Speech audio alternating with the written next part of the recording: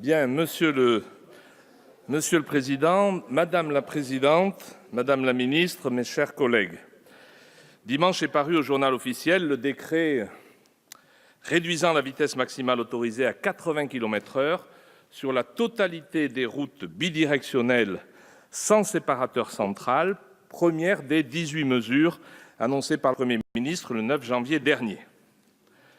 L'objectif affiché de réduire le nombre de victimes des accidents de la route est un objectif qu'on ne peut que partager, qui est partagé sur tous ces bancs. Il n'en demeure pas moins que cette mesure a suscité l'émotion et l'incompréhension de nos concitoyens. Prise sans concertation et surtout sans que les bénéfices en termes de sécurité routière aient fait l'objet d'une évaluation sérieuse, cette décision est d'autant plus mal acceptée que ses conséquences en matière d'aménagement du territoire et de mobilité pour des millions de Français résidant en zone rurale ou périurbaine ont été de toute évidence sous-estimées, voire ignorées. Contrairement à d'autres mesures, au demeurant pertinentes, qui sont préconisées, cette réduction de vitesse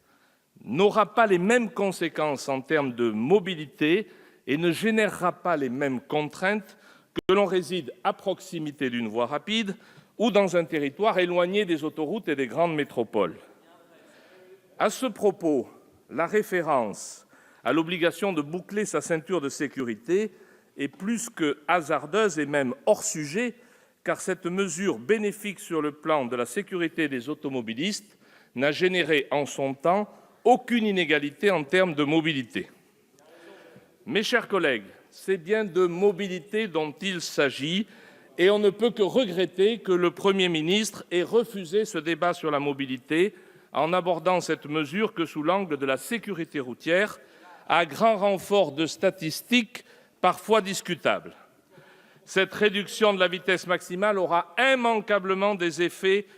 et pour effet principal d'augmenter le temps de déplacement de millions d'automobilistes. Elle sera particulièrement pénalisante pour les habitants des départements qui n'ont pas la chance de bénéficier d'infrastructures routières modernes et n'ont pas d'autre alternative que l'usage de leur véhicule pour se rendre sur leur lieu de travail. Cette perspective est d'autant plus insupportable que la mobilité est sur les lèvres de tous les membres de ce gouvernement qui ne cessent de nous parler de mobilité du quotidien, mobilité douce, mobilité innovante et j'en passe. D'autant plus insupportable qu'au cours de ces 30 dernières années, tous les élus de ce pays, l'État en tête, n'ont eu de cesse de conduire des projets visant à réduire les temps de parcours et gagner du temps. Tous ont vu dans ces gains de temps le renforcement de l'attractivité de leur région ou de leur ville, ce qui, vous en conviendrez, contraste singulièrement avec la perspective d'un ralentissement imposé à plus de la moitié du pays et des millions de Français. La mobilité dans les territoires ne saurait se résumer à une règle de 3.